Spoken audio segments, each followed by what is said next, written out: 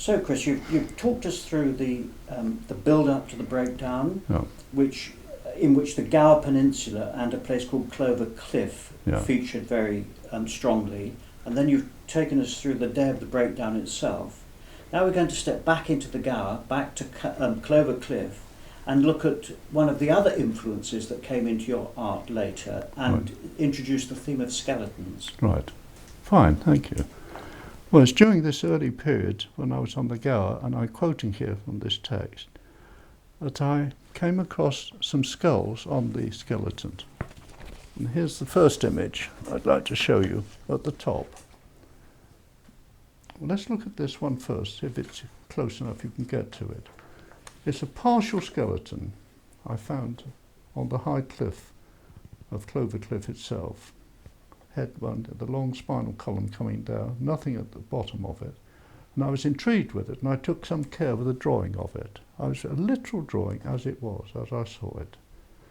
And then I decided I'd tie it up with the rest of the figure which I saw. If we can get it all to stand still, probably not. Oh, here we are, and fold it that way, there. Yeah. I've now got the complete figure in view, more or less intact, as it should be. The top of the neck here, that I later to place up, put the column in, and part of the lower limb, and some of the loose parts. And this is the edge of the cliff. But then I did a final drawing from that, which is behind us. Now you could lift that off and bring it forward if you like, so we see the actual finished work. You've just lift it on the top centre. That's it. And I'll bring it forward. So here was the final image of it. I could stand it there. Is that the best position? There we are. So I've now got it intact. We've got the head in place, spinal column, the rib cage, the moon's up, top of the cliff, and the sea coming down below here, and large pebbles and so on. That summed up to me what that image was about. Parts in the early stages and slowly bring it together to make a complete picture. Right, let's put that down on the ground somewhere. Now from that image, I'd like to take us forward to something that I found very unnerving. This is my own description. Having drawn that picture, I went down to the shore below, and I have to describe this. I did take a photograph, and I've mislaid it, much to my annoyance. But on the ground at the bottom was a large carcass with its two hands tied together, and its stomach was split right through the middle, and it was left there.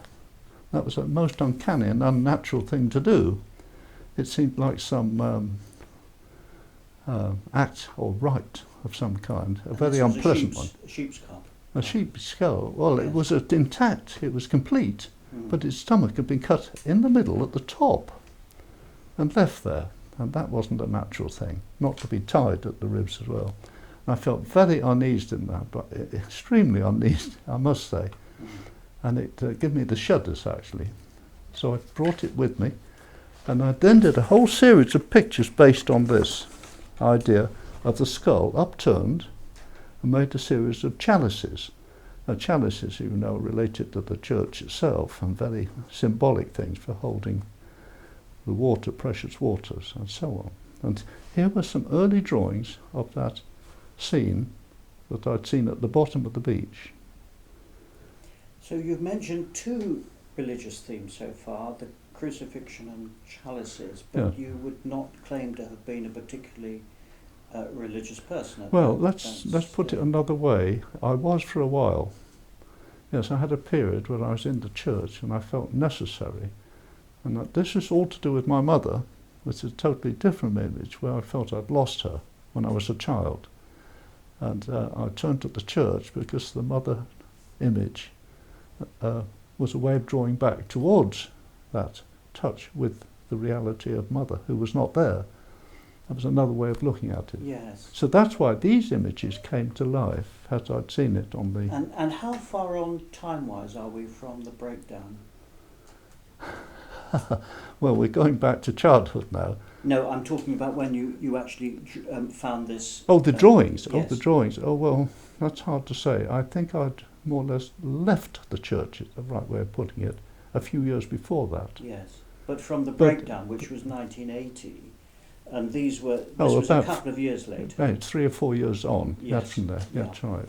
So There was still a strong connection, you see. Apart from the church theme that's coming up, the other theme, of course, that recurs here, which seems to tie back very well, is fragmentation. Right, yes. And again, retrospectively, we can perhaps make that connection, but I wondered if you made the connection at the time between the fragmented appearance of these, the rib cage, for example, here in the chalice drawing, Yes. and the fragmentation of the freefall drawings. They seem to have a lot in common. Well, I think this is very much part of my nature. I mean, some of the images have a great charm with them and have birds flying about, and there's a little chap dancing, and that's a light-hearted one. This is perhaps a little more sinister and dark. And I want you to, let's take that particular image there, very small, I know, of the top of the chalice, the base, and the support on the altar rail, if you like. Now, there's a little individual drawing of it. I want to hold this up now. I would like you to look at this. I'm going to turn it upside down for the moment, and you'll see that that image there is that without the lower part. That is that. I became interested in that in its own right, and I hadn't really finished. It's an unfinished piece of work, but if we turn it over, we will see that is the lower part there, inverted. You see how I've turned it into something other? And it now becomes much more sinister, I think. It does, doesn't Yes. it? Whether he's sinister or laughing, it's hard to say. It depends how you view him. Is this the Joker, Chris? No, it's not. No. No, it's not the Joker. Joker comes later. Yes. Whether we should touch on the Joker, that's another matter. Well, the Joker is the unifying theme, and it will come Yes. later. But I just want to signal some. No, there was no connection No here. connection. This was related to the eerie past that I'd experienced down on the front of the beach. But we could go a little further on with this image of the skull.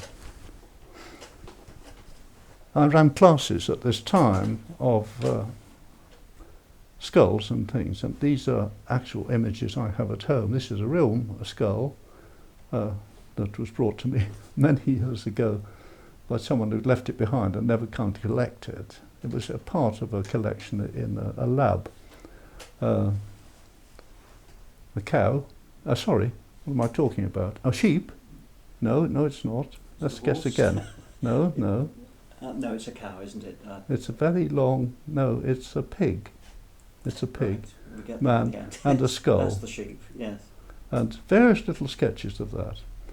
And I became a little gloomy at this time, and I produced images that skepticism of images on their side. They're rather frightening images now. There's a great mouth gaping at us and staring. Yes. Not at all a happy image, that. And then more gloomy still, being buried underground. And this Claustrophobic burial, I call this this. forms a whole section in the book. Yes, it's Quite a small section, but nevertheless a coherent section in its Yes. own right. Now that you look back on it, because this is some years ago, what would you want to say retrospectively from where you're sitting now about the images that you made at that time? This almost obsession with the skeletal material and the quite difficult themes that are emerging from this. Well, they're very dark places indeed, but I did move out and on from it. I enjoyed doing them. I enjoyed the drawing aspect, but I had to reveal and say, yes, this is me buried, this is what it feels like.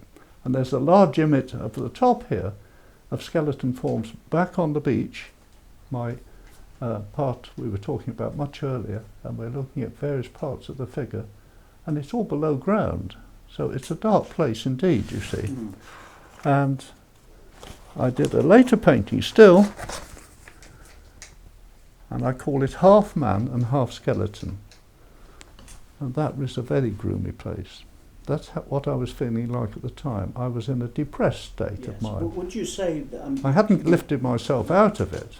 you talk about being in a very dark place? Would you Yeah. would you say that this was the, if you like, the low point in the whole depressive phase that you're describing? I don't think it was quite the lowest, but a pretty it was low pretty one. low, yes. There Yeah. were other spots that were as low, where they were coming to a turning point where I'd start to move up again. But this was probably about the lowest point Yes. I should reach there. And what triggered the movement out of this phase? Are you able to recover that from I mean, we're talking about 30 years ago now, but, because this phase ends quite abruptly and you move into something else. Yes, I'd just like to jot at this final comment here. Above, the fear mostly of drowning, of suffocating below the soil, with some memory of the figurehead, of the skulled head. And yes, it was a gloomy place indeed. Yes, I don't think I sank lower than that. I think it was the darkest place. But from that point on, it was an upward movement. Yes. Yes. And So- we'll deal with the upward movement in Yeah. the next phase Yeah. of our So discussion. I think that's the end of that sequence, really. So, Chris, we're moving on to drawings and paintings of your mother when you were nursing her in the final years of her life. Right. And there's some serious things in here, because you write in the book, I felt a need to reconcile myself with someone with whom throughout childhood and beyond I'd not formed a close relationship. But there's also a tremendous amount of humour in the images. that Yes, you've this comes produced. into it, certainly. Now, I'll have to go back a little further. In fact, I'll have to go back 85 years, when I was a year old, a year and a bit. And we moved from Cheltenham down to Bristol, because both my parents were musicians. Mother was a piano player, taught. My father played viola and violin, and he worked in the pit orchestra in Bristol. And this is the great year when the talkies came in. I haven't got the year exactly, but anyway, I was a year and a half nearly. The 1930s, sure. Yes. Yes. And Al Johnson made the first movie. Now, Dad, being a pit orchestra member of about a dozen, when there was the silent days, they had to have music to make a lot of interest. The moment the talkies came, they all became redundant. So almost everybody in a pit orchestra throughout the country lost their jobs. Pretty horrendous job when you think about it. So my mother couldn't find any work, and she was pregnant with her second child, which was due in about another month and a half. And my father was desperate to find work. Desperate. So it was decided that I couldn't stay at home. I would be taken over with the care of someone she could trust and knew, from the experience that her mother had been nursed by her for a while. So she was approached down in Somerset, and very soon after that it was agreed that I would go away for a certain length of time till the babe was born, my brother David. And so that's what happened. So I was taken away, and as far as anyone knew, back in Bristol, everything was calm and peaceful, we thought. However, this wasn't the truth at all. In a very short time, I began to scream for Mum. And as Mum wasn't available, I just kept up the screaming, and I became natural pain to everybody, as you can imagine. So after, I think they stuck it out for about a month, and it became intolerable. So Mother was contacted, told that Chris was coming back home. Horror, horror. She'd have to cope with it all over again. And I don't know the story behind that or what happened, but nevertheless, I was brought back a little after a month away. And of course, I clung to Mum like mad when I got back, and that was not much good either. It was all very difficult. Do you have memories of of that period of screaming? And No, none at all. This is the odd thing. At that age, how can you? I think... So no conscious memory of it? No, none at all. I must have been a horror to anybody, I think, at that time. But in the meanwhile, Dad found another job back near Cheltenham, in Stroud. He became head of department, a music department. So the whole family moved back to Cheltenham shortly after this, very shortly after this. And this is, then we come right forward to the present day, rather 1986, 86. 86, realising suddenly my mother at 90, just coming up to 90, would either have to go into a home or we would care for her. When I say we, I had a close friend who looked after my brother David, who was a paraplegic.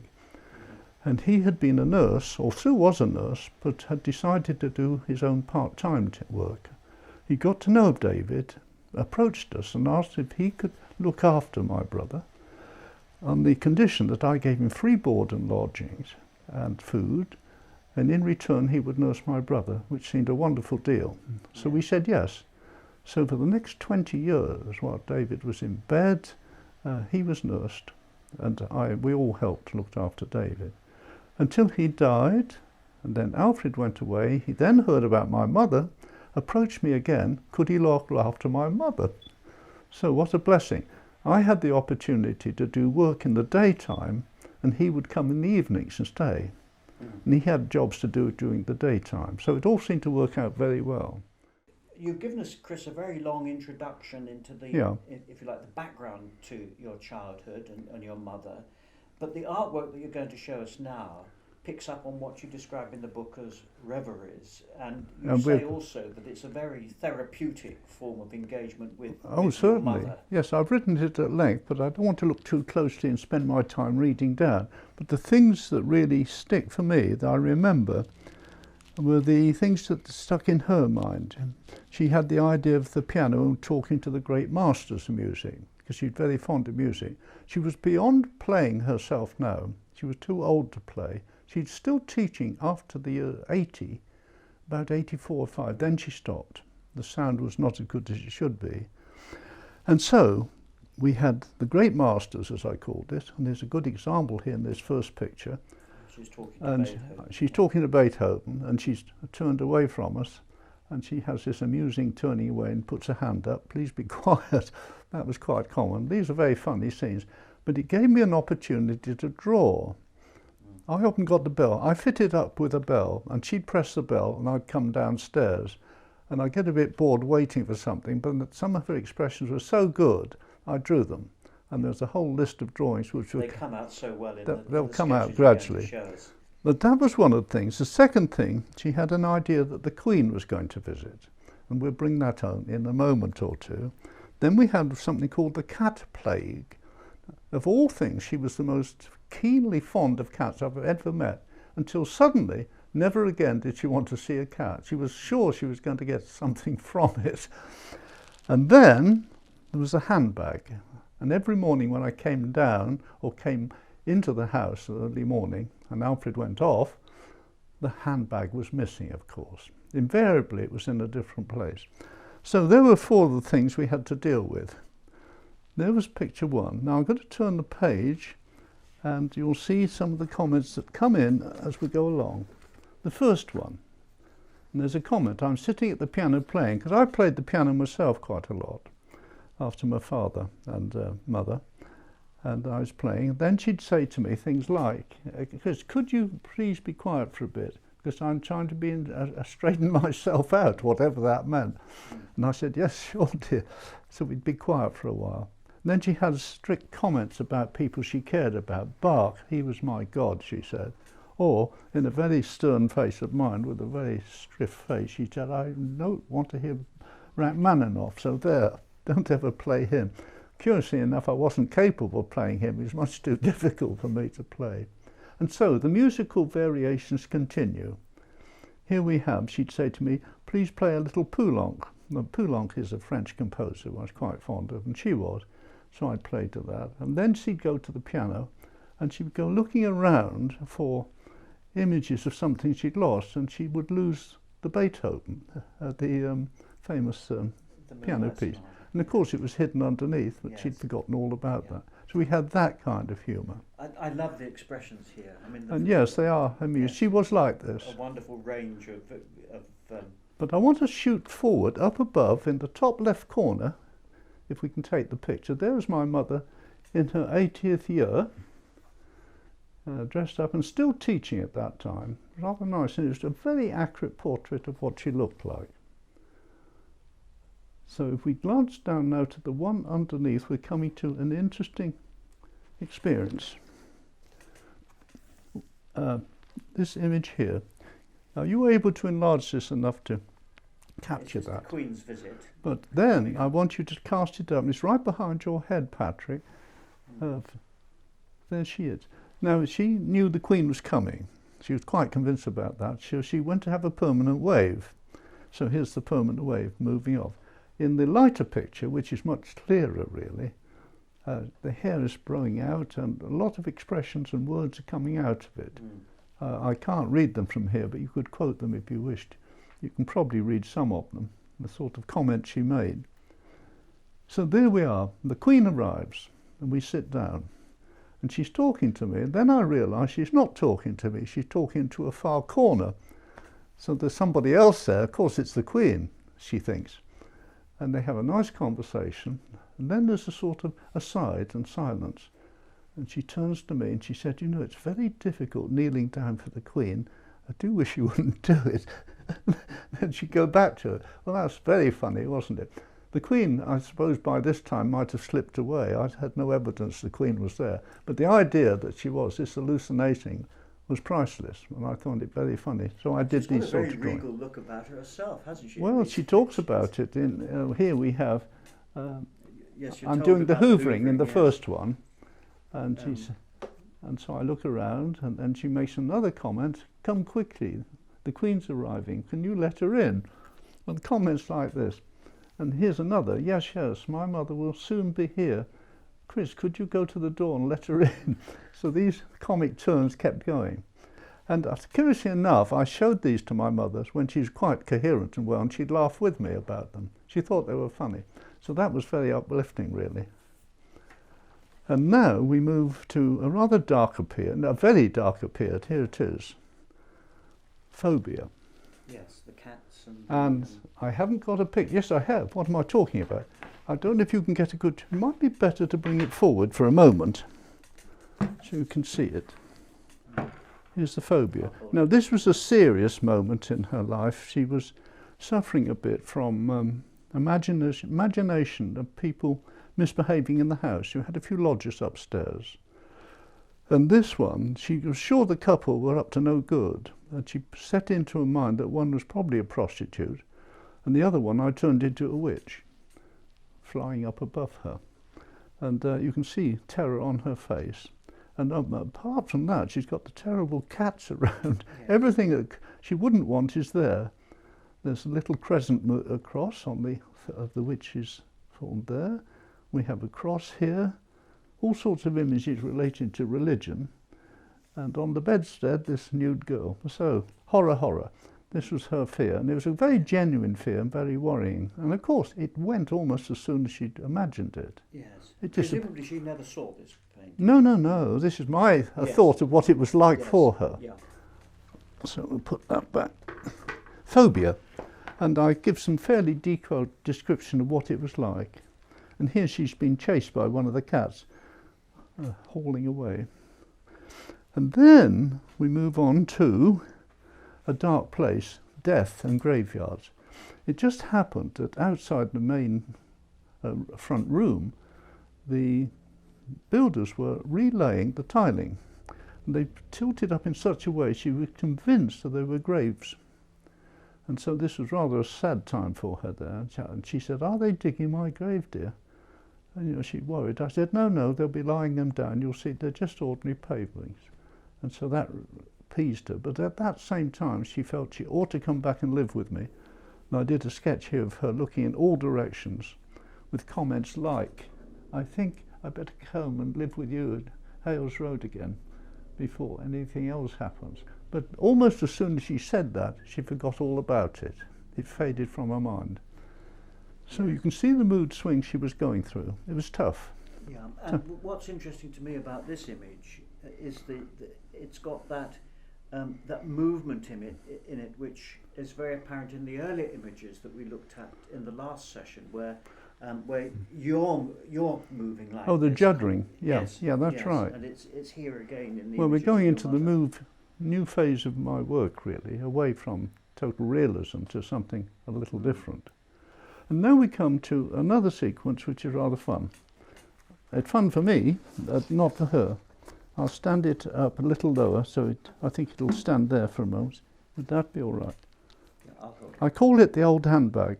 So when I arrived every morning to deal with her needs, the handbag invariably disappeared. And we had a lovely time. I had a lovely time trying to trace it. I think there were 10 images in all. Actually, the last one isn't one. It's one where it has completely disappeared. But there are 9 of them. And they're scattered around the bed, and in the bed, and under and over. There was the thing. I usually found it. There was no great trouble. I called it the old handbag. And then we moved to some darker places still, here, where her mood was decidedly downbeat, as far as I was concerned. So in this one, she'd think, I better shut up. And she pulls a deep face. Or, may I bring it a little closer? I'd see it myself to remind me of this. You may leave us now. She's had enough of all this. And then a very dark one indeed. I don't want to hear any more of this. I've had enough of that. And I'm extremely annoyed, she said. And I've made a very dark face with the mouth open, that she is looking very angry. And here again, perhaps you had better leave the room. I don't know what I'd been up to there. And then, an even more amusing one, there's an awful lot of wickedness about, as you know. And I gave her 2 horns, so I was really pulling her leg there. Funnily enough, as I showed her these drawings afterwards, she thought they were screamingly funny. So she wasn't far off, you know, she knew what was going on.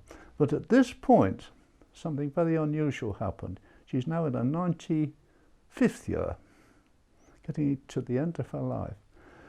And she said, there's something I want to tell you, Chris. I'm very sorry I sent you away all that long time ago. And it was an apology. And I thought, good God, how had she held on to that all that life, you know? Yes. It's incredible. 70-odd years. She'd remembered Yes. it, and she wanted to offload it. And I thought, God, that was great. So it really brought us close together. How did it affect you? Well, I was very warm-hearted about it, of course. In a way, I was extremely irritated as well, because it had never been dealt with. But I have to tell a little story in her favour. I was going to move this. Yeah, let's put it back. What happened when she was a girl in Stoke-on-Trent in the Potteries? She'd been to a big public school there, and she was a very talented girl. And her mother was told this, and her mother decided to send her to a finishing school in Switzerland and finish her off. And that's what it did. It was most unfortunate. She was a shy, very shy, timid girl, but very bright.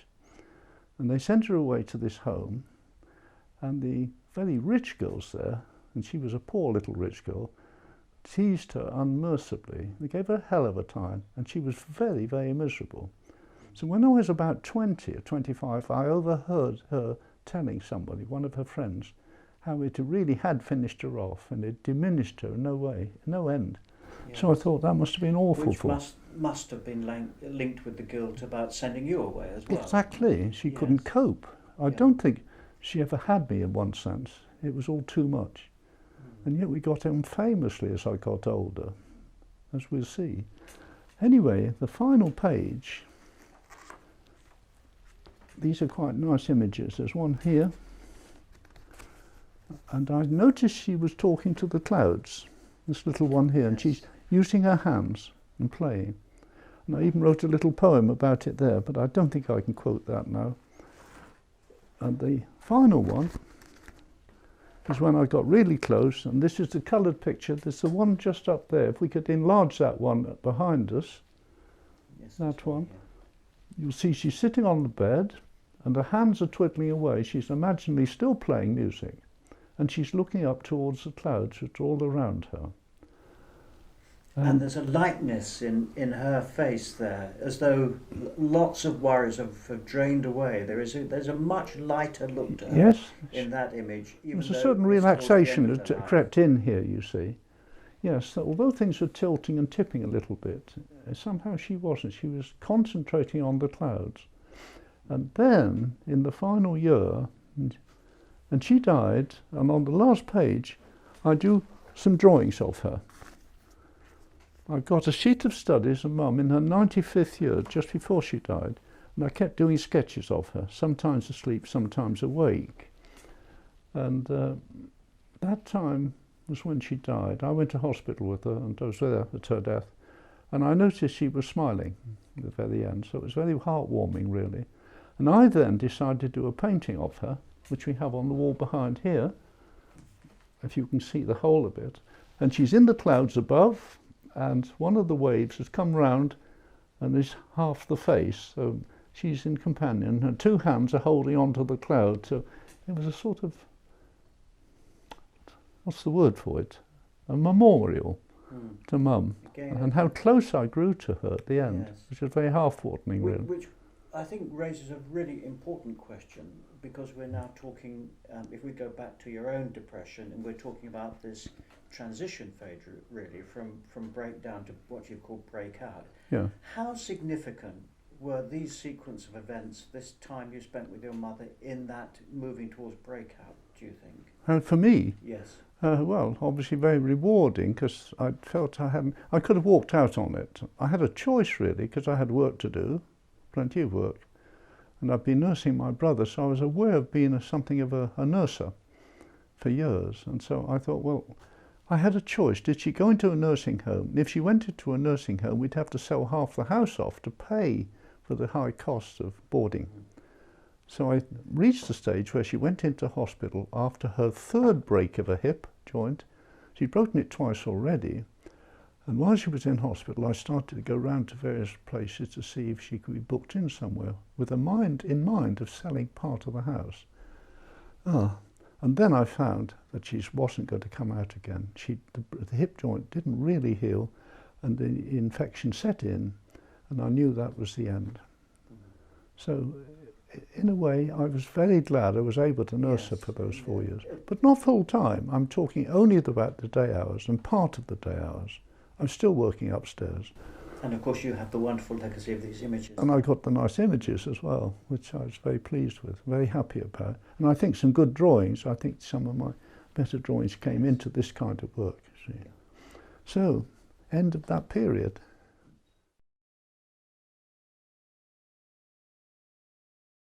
Faces in motion. These sort of distorted images you rarely find like this. I've obviously extended it myself, but if you go to fairgrounds and you think of these undulating shapes and you look in it and you extraordinary distortions you see, reminded me of that approach to it. So this is what this drawing's about, extending things, going one way or the other. And that leads, or led to, this next one across here, where I'm thinking of images working across between from one side to the other. You can see about 4 or 5 images in here, and it's turning round to looking in that direction there. In the lower one, here, I've decided to put it face forward, top to bottom, in a vertical image with one side face there and a very narrow one here. So I'm looking head on in this first part, and then here there's some confusion, and we see that. Now that is going to lead to a large painting that we'll look at right away, Yeah. Adrian. Before we do that, But you ask a question about it. I've got a few questions, and it's really to do with work that's themes that are recurring. Right. Because earlier on, when we looked at some earlier parts of the book, there was mention of mirrors and reflections there. Right. And of course, the thing which recurs very much is this repetition. Right. And do you remember the sequence we did in Falling, where yes. there's a whole series of Yeah. movement Yes. from one state to another, Yeah. and this reminds me very much of that. So I see recurring themes, although we're moving on to something now which is distinctly about reflection and mirrors. Yes, well, although that is true, in these there's a certain static element here. I'm trying to keep it on an even plane and just turning gently round. But of course, all my pictures tend to be this moving image. Yes. No settled thing, Yeah. Disturbing image, Yes. really. Tremendous amount of movement. Oh, yeah. So we're going to look at this picture up at the Yeah. top now, aren't we, Chris? Yes, Let me I will get remove that, this piece. down.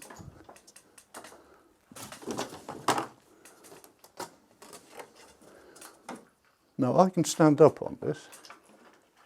Yeah. Now this is again reminiscent of that earlier work, isn't it? Of falling and passing through. Yes. Well, the mirror I showed in this first picture here, let's take it off for a second.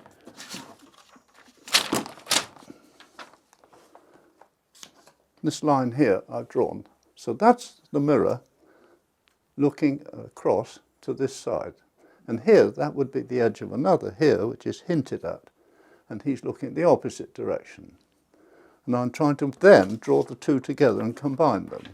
So I put myself in the central position right down through here. Something happens here, as if a new division is being made again, so it splits up. This is all fairly straightforward, 1 to 1 to 1, but something seems to happen here that's out of all kilter with everything else. It doesn't really add up, you see. It's disintegrating. And that's really what's happening. I've lost the plot here. Yes. I'm seeing bits and pieces. Am I looking that way or not? What am I doing here? Looking straight out? And then I've nothing between. So it's quite a confusing image. On the other hand, everything within here is very settled and calm. So this is... This is actually interesting, Chris, because there is a sort of separation there. Well, this is... but here there's a joining. I know. Well, I'm doing this twice, you see. I've got one tying into that. There's a link. There's no link here. This is cut off. But something else happens here. So this is playing with games, really. Game playing, isn't it? And that is interesting you say, because I really brought another image in here. Another image which then fades off and then disappears and is not any longer part of it. So I think we have to leave it at that and say that's what it leads to. I don't know if that focuses very well, but... Well, in this section, Chris, you make a great deal of your friendship with Pete. Yeah. Now, we've got an image of Pete. I don't know if you would like yes, it up there. we'll bring that up now. It's this one. Let's put it before up. I get you to talk about the I think it image- might stand here, actually. Just It try. will, yes. Lovely. Before I get you to talk about the image, it would be rather nice if you just introduce Pete as a Right. friend. Tell us about him as your friend. Well, Pete goes back a very long way. 1940, 1950... Wait a minute, I've got to think carefully. About 1950, I was called up into the RAF. And during my 3 years in service there, I had a chance to do a bit of extra work on the side. I was given a weekend off, and I went to a school in, I forgot where it is now, but on the far side. And I went to the school, and I met Pete for the first time. So it goes a long way back. And he was drawing a most successful picture, I thought, of a scene through the window. And I thought, good, this is good painting. And I was nowhere near this. I'd been an illustrator in a factory, totally different sort of work. Yes, and we looked at some of your work in the early part of the discussions we had. We looked at some of the exploded drawings. Oh, that's right. Yes, So, that's right. That comes later, actually, yes. I think. But here we So are. back to Pete. But what is interesting about this picture, when I said, I want to draw you, Pete, so he would sit forward, and then he'd start nodding and looking down like this. So the head's there, and he's looking down below now. And he couldn't seem to keep still for long. And I couldn't tell him off. He was so prominent character. I thought, well, never mind. So I saw him tipping up and down. And I'd draw my own image, slipping out behind, and then reappearing through a gap in his skull almost. And I'm hiding behind him. And I think that was very much my image in relation to him. He was such a dominant character. And I was a more retreating one. You talk about that a lot in the book. Yeah. About this the friendship with Pete and in some respects seeing yourself through him. So Yeah. using his image as a manifestation of yourself, which you've explained. I think that was what was happening. Well. Was he aware of that? I don't think so. If he was, he kept it to himself. Perhaps he thought it would humiliate me in some way. Whatever, I didn't push it. I was aware of it, and I thought I'd let it lie.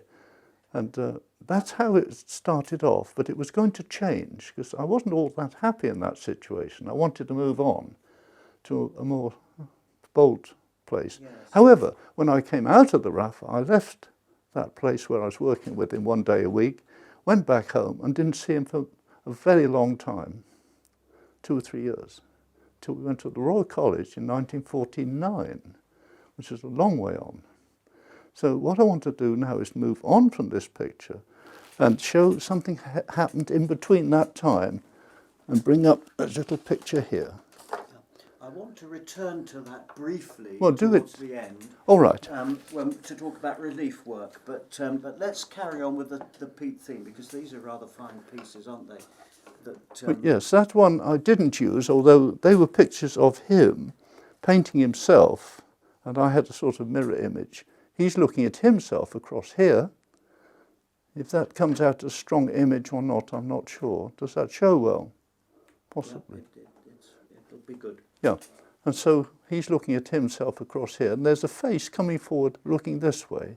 Again, this could be a reflection of myself looking into it at the same time. And here again, he's doing the same thing. And what sort of scale are these pieces, Chris? The actual pieces themselves, what size are they? Oh, the size, I don't mention the size. They're fairly substantial, but I suppose, this sort of no, about half that. Yes, they weren't quite on that scale. And while we were doing this, I started to see possibilities of working in other mediums. I thought I'd try away from oil paints, working in other mediums entirely. And that, in fact, I think the precursor to that is, if we go back to this piece. Yes. What I like about this piece in particular is the relief qualities of it. Right. And you've brought elements out. I mean, I don't know technically how you did this, but it is a three-dimensional picture. There is a hint of that, and if I can just Yes. bring up this light a minute, and I hope it's going to work. And you should cast shadow. You might better get a shadow. You can see that if I bring it up there, do you see the way it Yes. stands out? Yes. So that's Yeah. built up with little bits of material glued on, Yes. edge, and then smoothed off. And so over there, you see little lumps are standing forward slightly, Yeah. then lying back again. Again here. Yes. But at this phase of your work, this is the most three-dimensional. Well, that's a very shallow one, but we'll show a slightly deeper one now. And from that, you moved on to working with plaster. Yes. Plaster-based material, which we call caulk. That's I right. think is the Talk. word. So we'll bring the talk up now. Shall we take this Yeah. one down for a minute? Yeah. Put that in its place. And now we see something There's very a, much a little more pronounced. relief Yes. here. Yeah, and of course the light and dark in the image itself gives you a real sense of three-dimensionality. Well, you can see how rough it is on the surface in some parts, and then moulded and built up in edges. Now that's not talc, that's built up with pieces of card in that instance. You can see the pieces stuck on, and then moulding and fading away. So it's a totally different sort of effect. Yes. Wherever we put it, we get different effects. But you do need side lighting for this. You can't put it in an exhibition without a proper high view, or you could invert it, but it doesn't really work quite so well. Yeah. So an image of self, I'm not sure what I called that. Did I give it a title? It might be there, it may not. That one Yes, on you the do- left you side. do give that time. What do I call it? The Company of One. Company of One. So there I am sitting, and I spread out. Again, not unlike the picture above. Yes. You see a lot of images working Lot of across. movement. And then we move to talc itself in a much stronger sense in this one.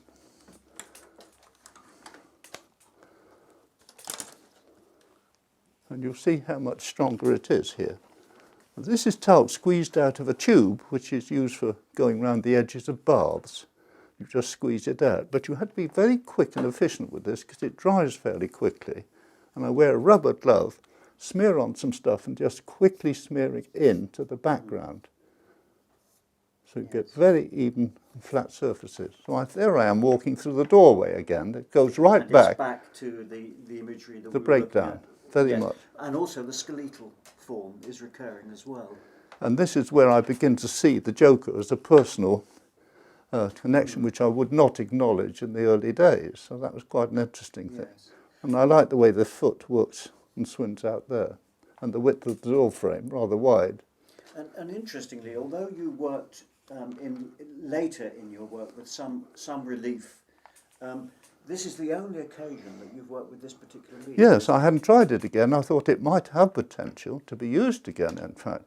You can imagine the possibility with it, can't you? Yes. It's got all sorts of possibilities, really, just depending where you put the light. So before we actually leave this section, Chris, let's return to Pete and this series of this triptych that you've got here of images which run from left to right. Tell us a bit about those. All right, well, let's take the left section first. This is Pete, very much as it looked, in two parts, so to speak, going from a warm colour down to that greeny look underneath. Certainly, I don't know, I wasn't happy. I like the picture, but it's the way it felt to me. This is very much his sort of mood, his hairstyle coming in. That's very much his profile there. And it was him. I didn't enter into that at all. That's him, not me. In the middle one, I start intruding. That's very much my face. And there, looking at him that way. And I'm beginning to not dominate, but challenging him a little bit. That's what I felt was happening there. And then in the next one, I really begin to take over and dominate much more. And he's pushed to one side. So it was an attempt to transform that mood in my favour. For me, it's very interesting because the way you've described that, it sounds like you're coming out Hopefully. of something. Yeah. But in fact, as we know, this is the precursor to going actually into the depths of the most severe depression that you experience, which we'll talk about a bit later. So this is almost an illusion of coming out, isn't it? Yes, you certainly could see it that way. It was never a secure place at all, but it was a hinting and urging forward towards it. But if I bring back the big piece of, do I need this now? Yes, I do. Yes, bring it back. Let's look at it again, just to Put remind this us. back into space. Those are not necessary, but the next picture is. And we move on To this one. to this one, which is rather dark, and I hope it can be captured on film. It shows now two together, as they were together up here, but now in a whole chair form, right across. You'll see that the centre here has been split into two. It's a sort of trick of breaking up into parts. There's a line down here, and a hint of a face there, then the tilts up, and then there's another face, and my face is now on the left-hand side, coming down and round, holding a pen here, along the bench line. So I'm doing the writing. And I feel I'm beginning to dominate in that scene. However, there is an intrusion here. There's a head view on top, superimposed on that, looking across that way. Yeah. So it's still Yes, it's actually ambiguous. It's ambiguous. Exactly. I was going to say an ambiguous image. When I've looked at it in the book, I thought, well, what's going on here? Yeah, but I just feel I'm beginning to dominate in there. I'm not trying to put him down. We're great friends and will always remain so, or did until he died, alas, a long time back now. But that's how it was. I had to come out of myself. But the placing of this image in the book is interesting, because let me just read what comes after this image. Okay. It's autumn 1990, and this section, it's just a couple of paragraphs. You call it Grey Mists and Black Bears. Yeah. And you say this, that within months of painting this dual portrait, the one we've just looked at, I experienced the most severe depression I'd ever known. Yeah. Interestingly, it occurred 10 years to the month from the breakdown during the autumn of 1980. Previous depressions had usually been manageable in that I'd been able to express my feelings through the artwork. Yeah. This time, however, there was an added complication to the condition. Tell us about the added complication. Well, this picture might indicate some of the problems that had built up in me. This is the cover over me as I go out into the sun, except, to my amazement, although it was sunny, I felt I was enshrouded in something rather dark, very dark, and not at all a pleasant place to be. I couldn't understand this. I looked up at the sun, or tried to, and it was still a grey mist. And this mist deepened, and it became something even darker. I think I called it something else at the top. it's not just this fog, but it's something enveloping, like a bear, enclosing me almost into the dark. Yes, the black bear. A black bear, and I've never experienced this in my life. It's the most extraordinary place, as if I'd lost my sight. Extraordinary. I heard that certain people, this wasn't their rare, other people had suffered this way as well, so it wasn't unique, but I think, my God, and I remember this, and here's the sun shining away, thoroughly enjoying the whole scene. But there are some other things going on here as well, because here you are in the black bear condition with the sun. Yeah. But what's going on here? We're going into sleep at night, and it's a much darker place. It doesn't lift when I go to bed. It's still enveloping, and I can't get out of it. So at that point, somewhere, I say, near the bottom, something about feeling, well, after all this effort. Yes. Yeah.